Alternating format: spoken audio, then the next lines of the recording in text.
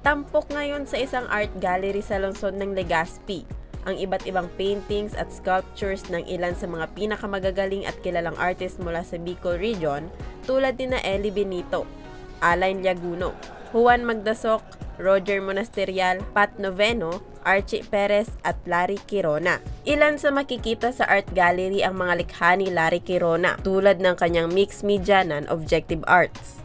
Na-discover ko yung pagka-artist ko, high school, marunong pala ako. Hindi ko alam na marunong ako. Nakikita ko lang, pag may nagdo-drawing, parang gusto-gusto ko tingnan. Nung sinubukan ko, mas maganda yung gawa ko sa kanila.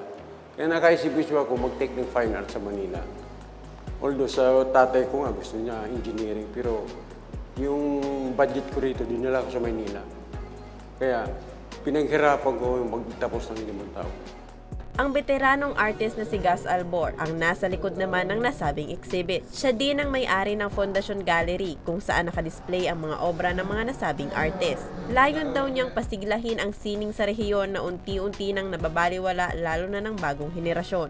Maski sa dit, ginawa ko na. Para yung goal na magkaigwang art venue ang artist sa region, Bicol Region. Bukod naman sa art displays, bukas din ang Fondasyon Gallery para sa workshops, trainings at performances. Open to sa mga lectures, workshops, at art talks. So dapat welcome dito sa art space nito. So lahat nga, artists, young artists, and non-artists, welcome. Para sa mga gustong bumili at makita ang iba't ibang artworks ng 7 art exhibitors, maaaring magtungo sa Fondasyon Gallery sa Barangay Puro, Legazpi City. Bukas ito tuwing Martes hanggang Linggo mula alas 10 ng umaga hanggang alas 6 ng gabi o i-follow at i-message ang kanilang Instagram account na Fondasyon Gallery. Para sa mga balitang Tatak Bicol, Rose Bilista.